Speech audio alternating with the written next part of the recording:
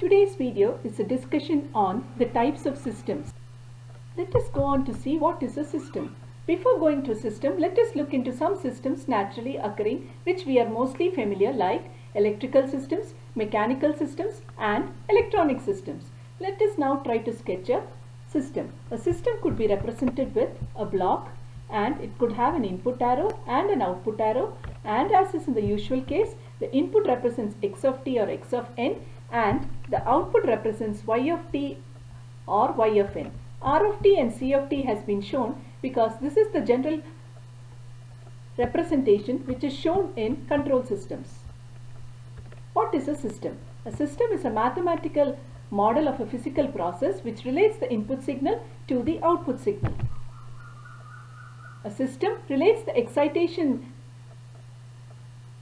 signal to the response signal. It maps x into y, and the mathematical notation of transformation is y is equal to t into x, where t is an operator representing well-defined rule like amplification, filtering, integration, so on. We could have usually single input single output case is what has been shown here, because there is a single input called as x of t and a single output y of t or y of n, resulting in a SISO case. Usually we are discussing only the SISO case. The other case has got multi-input multi-output, which means it could be x1 of t, x2 of t, x3 of t, resulting in y1 of t, y2 of t and y3 of t. What are the usual systems occurring in nature? They are continuous time systems. Examples are amplifiers, filters and integrators. For discrete time systems, the examples are the usual discrete electronic components like shift registers, semiconductor memories, microprocessors and microcontrollers. Let us go on to what are the system types that we are going to discuss. We would discuss static and dynamic systems called as memoryless and memory systems, causal systems and non-causal systems, time invariant and time varying systems, linear systems and non-linear systems, stable systems and unstable systems, and finally invertible system and non-invertible system. The last three is going to be discussed in the next video.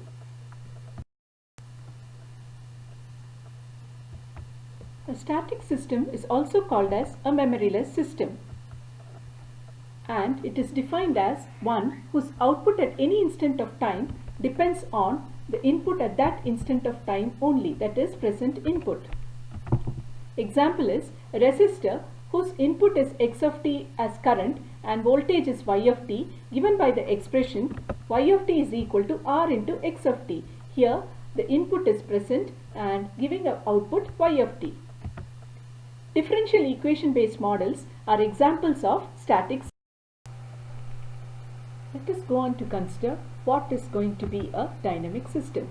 A dynamic system is one whose output at any instant of time depends on past values of input or inputs that occur at that instant of time. Example for that would be capacitors with the input I of t as current and voltage V of t could be represented as V of t is going to be equal to 1 by c integral minus infinity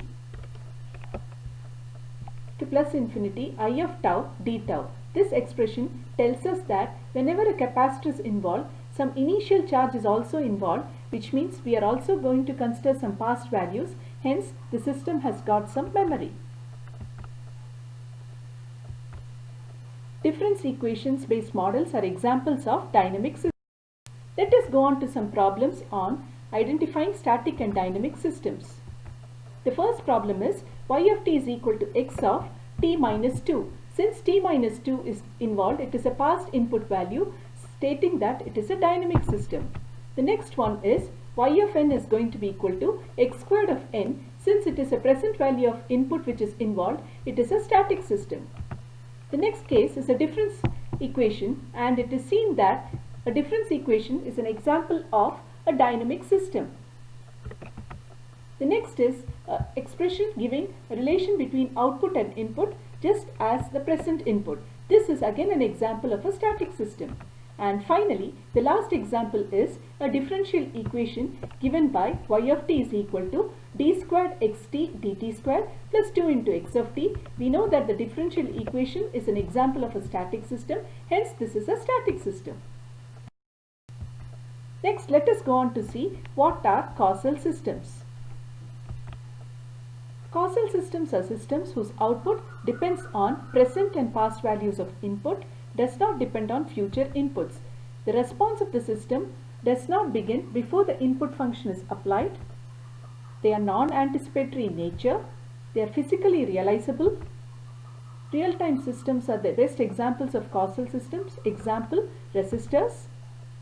Few examples are given as equations. The first equation is y of t is equal to x of t minus 2 plus 2 into x of t. When we have t as a present case, minus 2 indicates it is a past, so it is a causal system. The next example is also y of t is equal to t into x of t, or y of n is equal to n into x of n. In both the cases, the values of x of t and x of n are involved, which are only the present values, hence they are causal systems. In the next case, the values given are, for y of n, we have an expression which has x of n minus 1 and x of n minus 2.